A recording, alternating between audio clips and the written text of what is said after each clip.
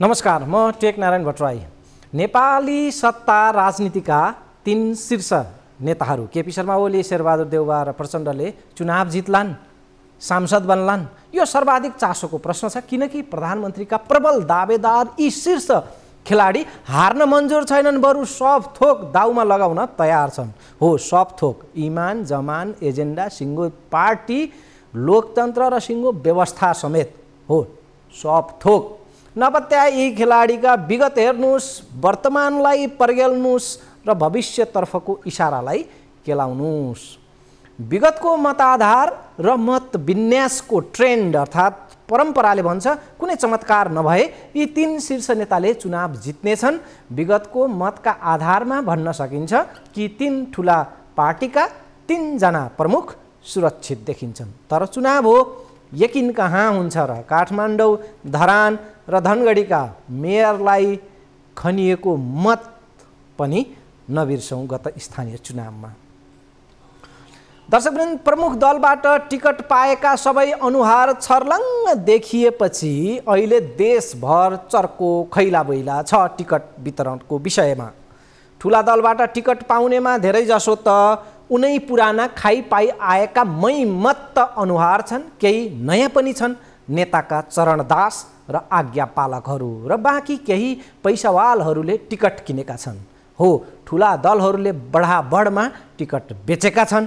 समानुपातिक सिटमा त क्रय विक्रय खुलेआम चलेकै हो समानुपातिकमा। अब प्रत्यक्षको टिकटमा पनि झन् चर्को बजावर भाउ लागेको छ। पैसावाल बाहिरियाहरूले सांसद टिकटको राम्रो भाउ दिने थिति बसेपछि दलभित्रका निष्ठावान नेताहरूलाई टिकट हात पार्नु नै चुनाव जित्नु सरहको महाभारत बनेको छ। टिकट पाउनु नै महाभारत। ठुला पार्टीहरूसँग नीति, विचार र कार्यक्रमको दममा चुनाव लड्ने हुती देखिएन। कसै गरी गठबन्धन गर्ने, सिन्डिकेट खडा गर्ने र जालझेलबाट चुनाव जित्नेमा चर्को होड छ। पार्टीका इमान्दार नेता कार्यकर्तालाई पाखा पारेर गठबन्धनका नाममा गैर राजनीतिक चरित्रका व्यक्तिलाई टिकट लिलाम बढ्दो छ। लिलामी चुनावी तालमेलका नाममा दलहरूबीच अनैतिक साँठगाँठ झाँगिदो छ। साँठगाँठ त्यसैले त निसासिएर सहन नसकेर काङ्ग्रेस, एमाले र माओवादीका बागी विद्रोहको बाढी नै चलेको छ। दर्शकबिन, गहिरो स्मरणमा राख्नुहोला कि अहिलेसम्मकै बागी उम्मेदवारको रेकर्ड तोड आँकडा सामुन्ने आएको छ। कारण हो नेताहरूको चरम मनोमानी टिकट वितरणमा। पार्टी सीमित व्यक्तिको कब्जामा पुग्यो र विधि पद्धतिमा पार्टी चलेन भने के हुन्छ? काङ्ग्रेस, एमाले र माओवादी भित्रको दासत्वलाई हेरे भ्याउ मिल्छ राम्रै। यस्तो लाग्छ कि देउवा, ओली र प्रचण्डले सल्लाह गरेर टिकट बाँड्ने मापदण्ड बनाएका थिए र तिनैजनाले एकै स्वरमा फरमान जारी गरे। आफै सक्षम जो छन्, आदेशमा जो चल्दैनन् उनीहरूलाई टिकट दिइन्न। जो हामीमाथि आश्रित छन्, जो आदेश पालक छन्, ऊ प्राथमिकतामा पर्छन्। आलोचक नो, आज्ञापालक यस, लैजाऊ टिकट। काङ्ग्रेसमा अर्थशास्त्री स्वर्णिम वाग्ले, बौद्धिक नेता गोविन्दराज पोखरेल, डाक्टर मिनेन्द्र रिजाल लगायतले टिकट पाएनन्। घनश्याम भुषालले आफ्नो जीवन अर्पण गरेको दल एमाले छाड्नु पर्यो। भीमरावल अवाक छन्। प्रचण्डलाई प्रश्न गर्ने हरिबोल गजरेल, लेखनाथ नेउपानेहरू टिकट पाउने योग्यताकै ठहरिएनन्। देउवा, ओली र प्रचण्डको यस म्यान नबनेर बरु आलोचक हुनु, आफैमा सक्षम हुनु उनीहरूको दोष बन्यो। परिवारवाद र नेताको दासत्व उनीहरूलाई स्वीकार्य भएन। बदलामा नेताले टिकट दिएनन्, नेताका लागि ती स्वीकार्य भएनन्। मधेसवादी दलहरूको त झन् के कुरा गराइ भो र? भित्रियाहरूलाई सुटुक्क टिकट दिने, पत्नीदेखि प्रेमिकालाई सांसद बनाउने पुरानै दाग गएको छैन। योपालि दाग झन् गाढा बनेको छ। नेता कार्यकर्ताको विशिष्ट योग्यताले चर्चा त पाउँछ, नेता विशेषको, कार्यकर्ता विशेषको केही खास योग्यताले चर्चा पाउँछ, अघिपछि त्यो काम पनि लाग्ला। तर राजनीतिमा टिक्ने हो र तरक्की गर्ने हो भने नेताको चरणदास बन्नु अनिवार्य योग्यता बनेको छ। गुटमा लाग्नु र गुटको नेतालाई रिझाउने कलाका अगाडि राजनीतिक दर्शन, भिजन, नैतिकता, कार्यकौशलता यी सब फिका बनेका छन्। बस नेताको कुशल दास बन्नुस्। दलका बाहरू, दाईहरू, सुप्रिमो वा भाउजूहरूलाई रिझाउनुस्। टिकट पक्का। बा, दाई, भाउजू, सुप्रिमोका हातमा छ टिकट। उनका गोडा मोल्नेका हातमा त्यो टपक्क झर्न सक्छ। समय सधैँ एकनास रहँदैन पनि। ढिलो चाँडोको कुरा मात्र हो। सोमत नभएका मनपरी गर्ने नेताहरूलाई धर हुने छैन। प्रधानमन्त्रीको कुर्सीमा त ती बस्लान्, सत्ता साझेदारीका हिस्सेदार पनि ती बन्लान्, तर जनमनमा ती बस्ने छैनन्। हाई हाई हुने, चुनाव जित्ने, पदमा पुग्ने त गुन्डा नाइके पनि छन्, पटके अपराधीहरू पनि छन्, अख्तियारले डामेका अदालतबाटै बिटुलिएकाहरू पनि छन्, जेल भुक्तान गरेकाहरू पनि छन्, तर ती क्षणभङ्गुर छन्। बालवाला प्रधानमन्त्रीको वर्तमानमै जनमनमा गनिता मनिता छैन भने इतिहासमा ऊ कसरी यादको लायक रहला। उदाहरणमा शेरबहादुर देउवालाई नै हेरे पुग्छ। उनी 5 पटक प्रधानमन्त्री त बने, तर जनताका नजरमा उनको बिर्सन लायक छवि बनेको छ शेरबहादुर देउवाको। पार्टीमा उनको हैकम त छ, तर इज्जत फिटिकै छैन। आफ्नै गृह जिल्लामा सभापति देउवा विरुद्ध काङ्ग्रेसकै चर्को विद्रोह छ। एक बेलाका देउवाकै विश्वासपात्र कर्ण मल्ल अहिले उनकै विरुद्धमा चुनावमा उठेका छन् र उनलाई एमालेको समर्थन पनि छ। आफ्नै उम्मेदवार नउठाएर एमालेले देउवालाई नै सघाउ गर्यो भन्ने पर्न सक्छ कि भन्नेमा एमालेले पुनर्विचार पनि त्यहाँ गर्दैछ भनेर खबर छ। देउवा विरुद्ध स्वतन्त्र उम्मेदवार सागर ढकाल निकै चर्चामा छन्। उनी कति असरदार होलान् यकिन छैन। देउवाकै गृह जिल्लामा माधव नेपालको दल नेकपा यस असन्तुष्ट छ र यसका एक नेता बागी पनि उठेका छन्।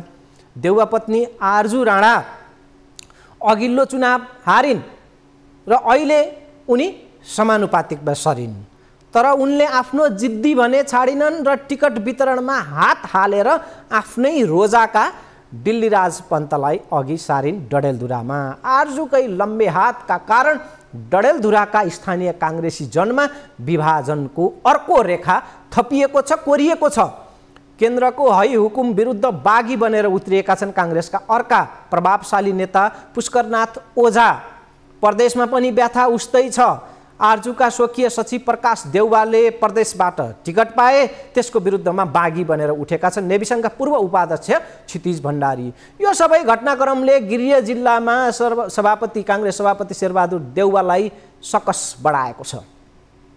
डडेलधुराबाट 6 पटक सांसद जितेका देउवाको 7औं जित होला या नहोला र सँगै प्रश्न अर्को पनि छ, 7औं पटक प्रधानमन्त्री बन्ने ज्योतिषीय भविष्यवाणी के होला? देउवा प्रधानमन्त्री नभए डडेलधुरावासीको के हाल होला? आरजु म्याडमले भने जस्तो त्यो बालुवाटारको ढोका डडेलधुरा भन्ने बित्तिकै जादुमय ढङ्गले खुल्ला कि नठुल्ला? खुल्जा सिमसिम भन्या जस्तै बालुवाटारको ढोका खोल्ने म्याजिक वर्ड अर्थात् जादुमय शब्द बनेको छ रे डडेलधुरा हो। डडेलधुरा प्रधानमन्त्री पत्नी आरजु म्याडमको डडेलधुरालाई फकाउने र फेरि पनि बालुवाटारमा कब्जा जमाउने निन्जा टेक्निक उहाँकै मुखार बिन्दबाट सुनौँ। डडेलधुराको मान्छेले जति एक्सेस बालुवाटारमा कसैले पाउँदैन। त्यो डडेलधुरा भनेको एउटा म्याजिक वर्ड जस्तै हो, खुल्जा सिमसिम जस्तै। म डडेलधुराको हो भने बित्तिकै भित्र जान पाउँछ। त्यस हुनाले यहाँको बासिन्दा भन्दा धेरै अरू कसैले पनि काठमाडौँ हुँदा नि काठमाडौँको बासिन्दा भन्दा डडेलधुराको बासिन्दाले धेरै गाउँका वडाका साथीहरूले भेट्न पाएका छन्। यो अब यहीँ आएर भेट्नुपर्छ भन्दा पनि, किन प्रधानमन्त्री हो, देश चलाउनु पर्यो, अहिले जनगठबन्धन पनि चलाउनु पर्यो होइन भन्दा त्यो चाहिँ ठुलो कुरा होइन। किन उहाँले चाहिँ आफ्नो दिल दिमागले सोच विचारले जहिले पनि तपाईँहरूसँग यहाँ मौजुद हुनुहुन्छ। जहिले पनि यो मेरो जिल्लामा यसो गर्नु पर्यो, मेरो गाउँठाउँमा यसो गर्नुपर्यो भने उहाँको एउटा लगनशीलता छ। मैले त्यो देखेको छु। मेरो पनि अब बिहा भएको 28-29 वर्ष हुन लागिसक्यो र ममा पनि उहाँले त्यही गर्नुभएको छ कि म जति टाढा बसे पनि यहाँ एउटा अब भनौँ न एउटा सेटअप छ, हाम्रो एउटा म्यानेजमेन्ट सेटअप छ। यहाँको दिदीबहिनी, यहाँको बालबच्चा, यहाँको युवालाई हेर्ने कामहरू गर्ने हामीले निरन्तर गरिरहेछौँ। र अरू जस्तो भोट बेलामा आउने अनि त्यसपछि टाटा बाबे गर्ने, मुख पनि नदेखाउने, काम पनि नगर्ने चाहिँ होइन। हामीले काम जति पनि गरेका छौँ। दर्शकबिन, यति बेलाका महत्त्वपूर्ण घटनाक्रमलाई गाँसेर निकै मेहनतका साथ आजको कार्यक्रम तयार पारिएको छ। चुनाव विशेष आजका प्रसङ्गहरू निकै महत्त्वपूर्ण छन्। चुनाव भनेपछि कृष्णप्रसाद भट्टराई र मदन भण्डारीको भिडन्त निकै यादगार मानिन्छ। त्यो स्तरको महाभिडन्त त होइन, तर हाल साबिकको हेभीवेट टक्कर हुने र चासोपूर्वक हेरिएका अनि अहिले निकै चर्चामा रहेका केही रोचक भिडन्त हामीले उतारेका छौँ। प्रशान्त भट्टराईको यो रिपोर्टमा जाउँ। काठमाडौँ 1 मा राप्रपाका रविन्द्र मिश्र र काङ्ग्रेसका प्रकाशमान सिंह बीच एकपटक फेरि निकट टक्कर हुने अनुमान छ। त्यसो त यही क्षेत्रमा रमेश खरेल, पुकार बमदेखि एमाले युवा नेता किरण पौडेलसम्म प्रतिस्पर्धाको मैदानमा छन्। एमालेका युवा किरणलाई डमी उम्मेद्वार देखाएर अध्यक्ष ओलीले रविन्द्र मिश्रलाई सघाउने चर्चा पनि व्यापक छ। ओलीले मिश्रलाई बालकोट निवासको पछिल्लो भेटमा भनेका थिए, अघिल्लो चुनावमा मलाई भनेको भए मैले तपाईलाई जिताइदिन्थे। अहिले त राप्रपा र एमाले बीच घोषित चुनावी तालमेल नै छ। अघिल्लो चुनावमा प्रकाशमानसँग झिनो मतले हारेका रविन्द्रको राजनीतिक भविष्य निर्धारण गर्ने काठमाडौँ 1 निकै चासोमा छ। उता प्रकाशमानको बचे खुचेको प्रतिष्ठा अब के हुने हो, त्यसको टुङ्गो पनि योपालि पक्कै लाग्नेछ। यो देशको जुन विकृत राजनीति छ र त्यो विकृतिको जन्जाल छ, त्यो चाहिँ नतोडी भएन र त्यो तोडिएन भनेदेखि यो देश यसै गरी अरू दशकौँ घस्रिरहने सम्भावना देखेको छु। एमालेको सूर्य चिन्ह लिएर जनताको माझ आइरहेको छु। मङ्सिर 4 गतेसम्म म सूर्य चिन्ह नै लिएर आउँछु, नेकपा एमालेकै नाम लिएर आउँछु। जुन पुकार बमले गरिरहेको 15-16 वर्षदेखि 17 वर्षदेखि जो अभियान छ, त्यो अभियान मात्र गरेर पुगेन, सडक सङ्घर्षले मात्र पुगेन। त्यो सङ्घर्ष चाहिँ अब तपाईँको सदनबाट हुनुपर्छ भनेर मेरो उम्मेदवारी हो। नेपाली कङ्ग्रेसको यो चाहिँ जुन नेतृत्वमा जारी भएको जुन संविधान छ, त्यो संविधानलाई चाहिँ ठिक ट्र्याकमा हिँडाउनुको लागि अहिलेसम्म 33 वर्षसम्म यहाँ ल मेकर कोही पनि हुनु भएन, सबै ल ब्रेकर भएको हिसाबले अब ल मेकर यो चाहिँ सदनको चाहिँ मर्यादा बढाउनु पर्ने हुन्छ। यहाँ ल मेकरको आवश्यकता छ। लमजुङमा एक मात्र निर्वाचन क्षेत्र छ जहाँ एमाले उपमहासचिव पृथ्वी सुब्बा गुरुङ र माओवादीका महासचिव देव गुरुङ आम्ने सामने हुनेछन्। अघिल्लो चुनावमा यी दुई मिलेर जितेका थिए, यो पालि आपसमा भिड्दैछन्। दुवैले एक अर्का विरुद्ध उठ्न चाहेका थिएनन्। गण्डकीका पूर्व मुख्यमन्त्री पृथ्वी सुब्बा गुरुङ पुनः मुख्यमन्त्री हुन चाहन्थे, तर ओलीले खगराज अधिकारीलाई भावी मुख्यमन्त्रीको लाइनमा खडा गरिदिएपछि पृथ्वी सुब्बा भारी मनले चुनाव सामना गर्दैछन्। रूपन्देही 1 मा घनश्याम भुसाललाई सत्ता गठबन्धनको साथ छ। संसदीय राजनीतिमा सक्रिय राजनीति गर्ने भनेको संसदमै प्रयत्न गर्ने हो भन्ने कुरा आइराखेको थियो र यही बिचमा माओवादी नेकपा माओवादी केन्द्रको साथीहरूले मसँग भन्नुभयो कि तपाईँ नेकपा माओवादी केन्द्रको यो उम्मेदवारीमा तपाईँ लड्नुहोस्। राति 12:30 बजीतिर कमरेड प्रचण्डले मलाई भन्नुभयो कि मैले प्रधानमन्त्रीसँग पनि कुरा गरिसकेको छु, माधव कमरेडसँग पनि कुरा गरिसकेको छु र हाम्रो तर्फबाट तपाईँलाई हामी समर्थन गर्छौँ, हाम्रो तर्फबाट उम्मेदवारी हुँदैन। भुसाल एमालेबाट टिकट नपाएपछि स्वतन्त्र उम्मेद्वार बनेर एमालेकै छविलाल विश्वकर्मासँग प्रतिस्पर्धामा उत्रिएका छन्। घनश्यामको त छँदैछ, एमाले र सत्ता गठबन्धनको प्रतिष्ठाको प्रश्न बनेको छ रूपन्देही 1।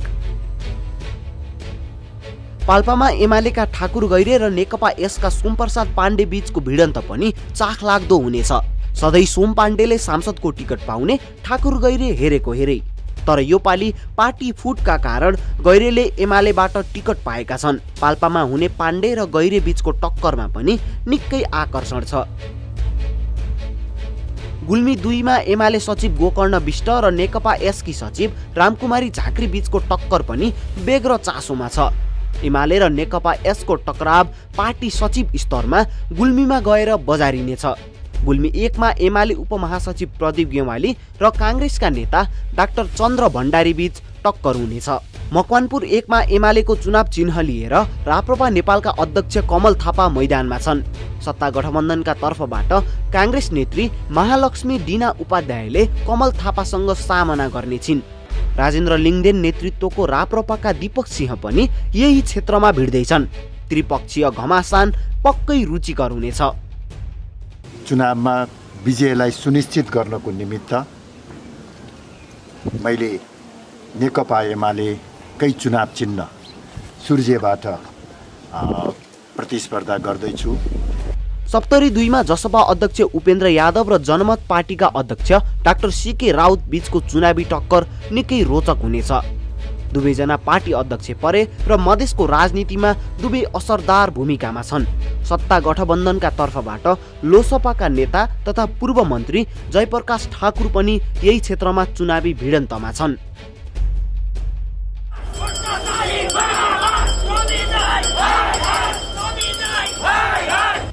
चितवन 2 मा राष्ट्रिय स्वतन्त्र पार्टीका सभापति रवि लामिछाने र नेपाली काङ्ग्रेसका उमेश श्रेष्ठ बीचको प्रतिस्पर्धाले पनि ध्यान तानेको छ। रवि नेतृत्वको पार्टीको भविष्य यहाँको मत नतिजाले धेरै हदसम्म निर्धारण गर्नेछ। काङ्ग्रेस सभापति देउबाका परम निकट श्रेष्ठका लागि यो चुनाव निकै कठिन परीक्षा बनेको छ। दाङ क्षेत्र नम्बर 1 मा गंगा चौधरी र शान्ता चौधरीको आपसी जुधाइ पनि चासोमा छ, किनकि एमालेबाट टिकट नपाएको झोकमा आफ्नै साथी शान्ता विरुद्ध बागी भिड्न उत्रिएकी छन् गंगा चौधरी। यही चुनावी मैदानमा हालका मन्त्री समेत रहेका अर्का एक चौधरी पनि छन् मेटमडी। उनी नेकपा एसबाट दाङ 1 मा शान्ता चौधरीसँग भिड्दैछन्। 3 चौधरीको भिडन्त रोचक हुने मानिएको छ। झापा 3 मा राप्रपा अध्यक्ष राजेन्द्र लिङदेन र काङ्ग्रेस नेता कृष्ण प्रसाद सिटौला बीचको चुनावी भिडन्त पनि हेर्न लायक हुनेछ। यस अघि पनि हारेका सिटौलालाई आफ्नो राजनीतिक करियर बचाउन जित्नै पर्ने दबाव छ। एकाएक उभारिएर आएको राप्रपाका अध्यक्ष नै हार्ने कुरा राजेन्द्र लिङदेनलाई मन्जुर हुने कुरै भएन। झापाकै क्षेत्र नम्बर 1 मा काङ्ग्रेस महामन्त्री विश्वप्रकाश शर्मा र नेकपा एमाले नेता अग्नि खरेल बीचको टक्कर पनि बेग्र चासोमा छ। स्याङ्जा क्षेत्र नम्बर 2 मा काङ्ग्रेस उपसभापति धनराज गुरुङ र एमाले सचिव पद्मा अर्याल बीचको भिडन्त रोमाञ्चक हुनेछ। पद्मा अर्याल विरुद्ध एमालेबाटै बागी उम्मेद्वार पनि मैदानमा छन्। दाङ 2 मा एमाले महासचिव शङ्कर पोखरेल र माओवादी नेत्री रेखा शाहको प्रतिस्पर्धामा पनि निकै ध्यान गढेको छ। सर्लाही 2 मा लोसपाका वरिष्ठ नेता राजेन्द्र महतो र बाबुराम नेतृत्वको दल नेसपाका अध्यक्ष महेन्द्र राय यादव बीचको टक्कर पनि हेर्न लायक हुनेछ। दुवै सत्ता गठबन्धनमा समाहित नेता हुन्, त्यसैले यहाँ मित्रवत माहौलमा निकटको घमासान हुने देखिन्छ।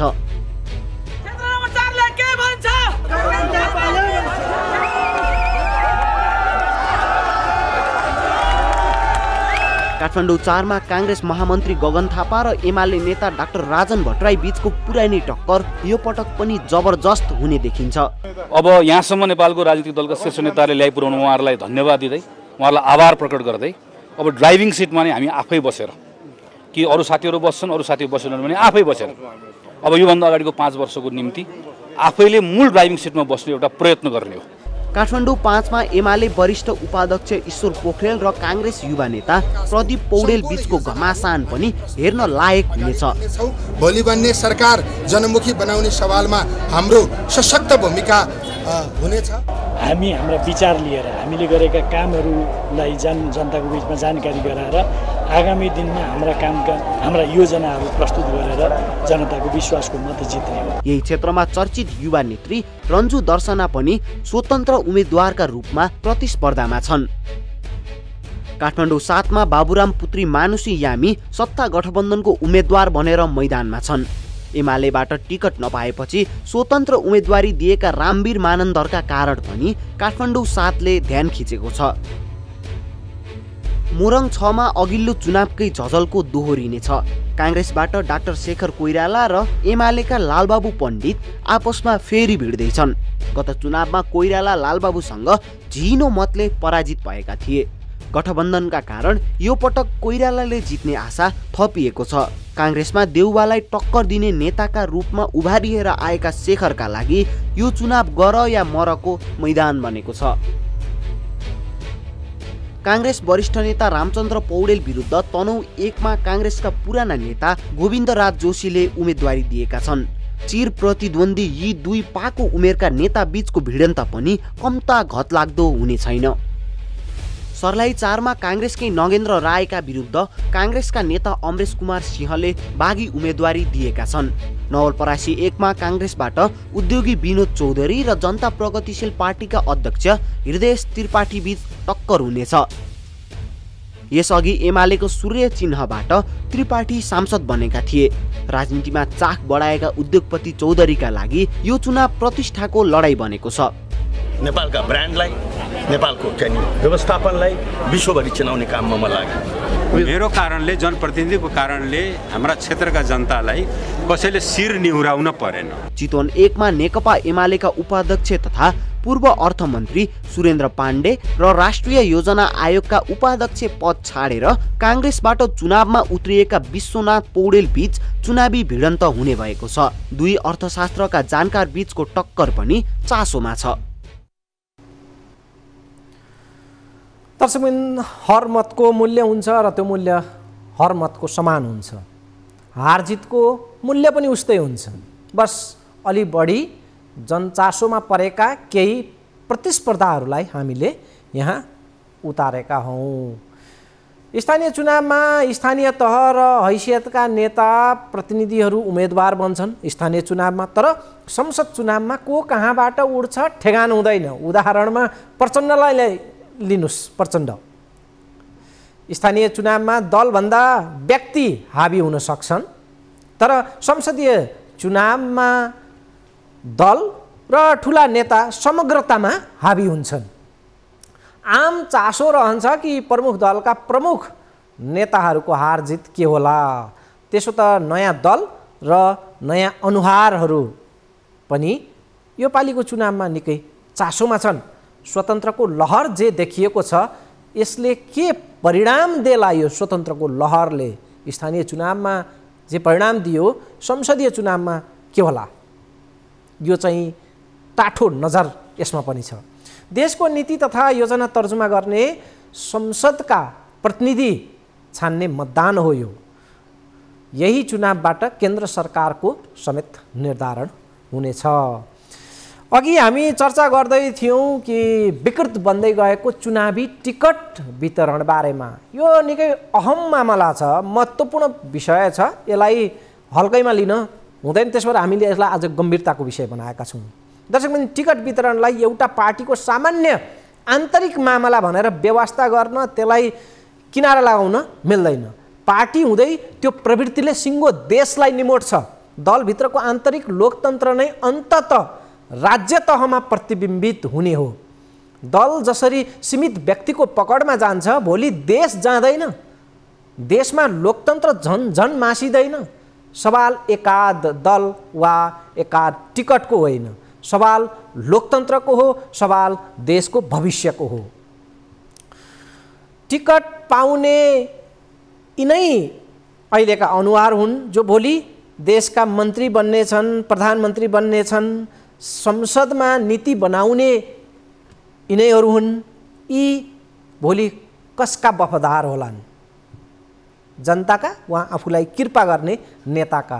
टिकट वितरण निकै अहम मामला हो, तर नेताले यसलाई निकै हल्का बनाएका छन्। व्यक्तिवादी हैकम लादेर दलका नेताले मतदातालाई अपमान गर्दै भनेका छन्, मैले दिएकै मान्छे सदर गर्ने हो तिम्रो काम।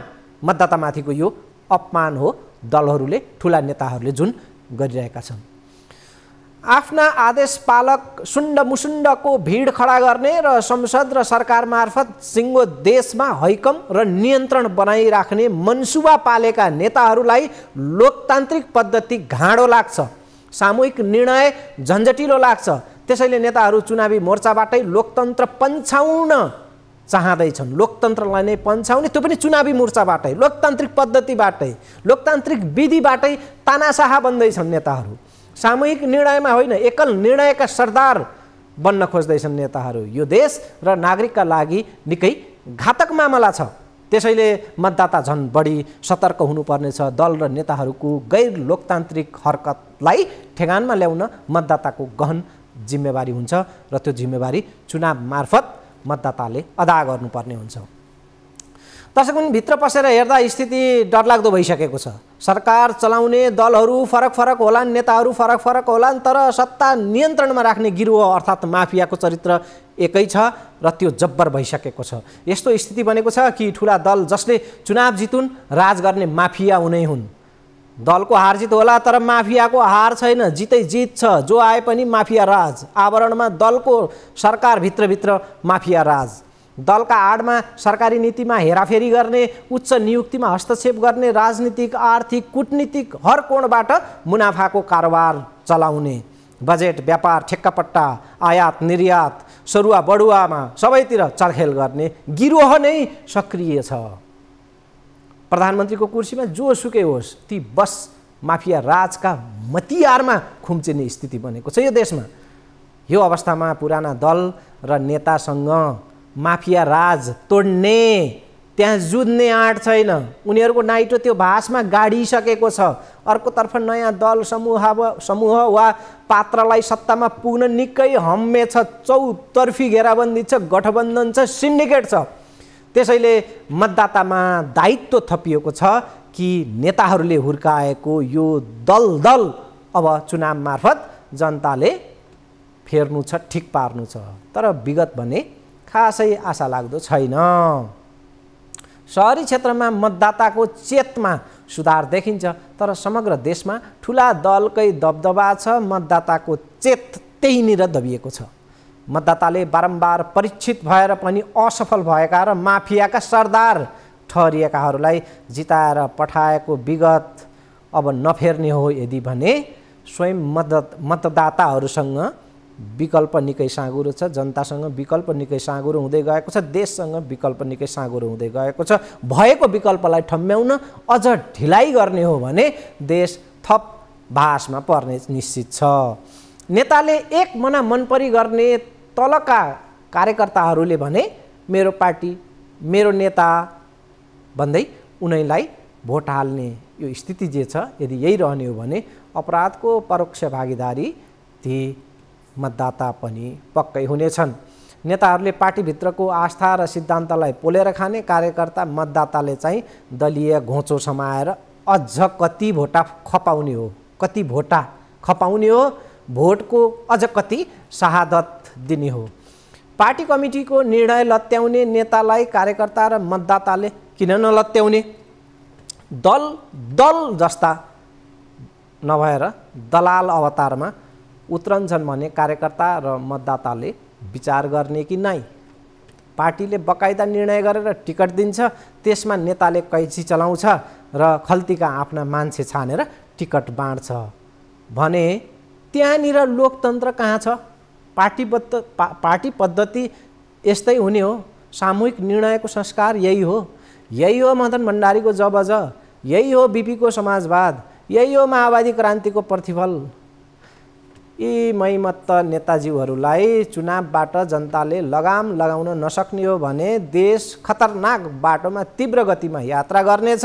रोक्ने ब्रेकर केवल चुनाव नै हो, मतदाता नै हुन्, अरू उपाय छैन। महत्त्वपूर्ण चर्चा अरू बाँकी छ। विश्रामपछि आउनेछु।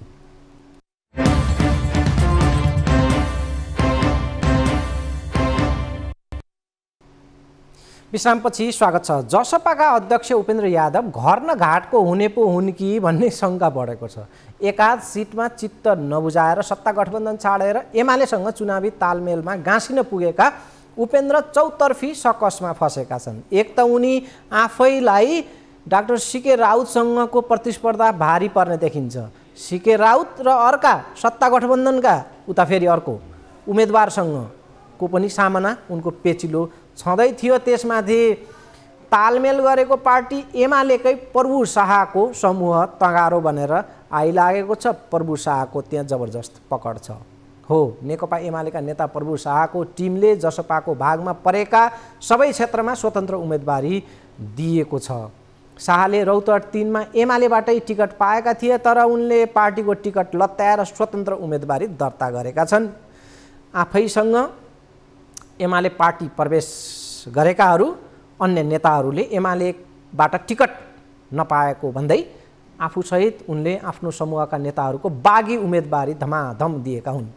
एमालेका उम्मेदवार भएको ठाउँमा त शाहले खासै बाधा दिएका छैनन्, तर जसपाका उम्मेदवारहरू जहाँ जहाँ छन् छानी छानी त्यहाँ स्वतन्त्र उम्मेदवारी उनले दिएका छन्।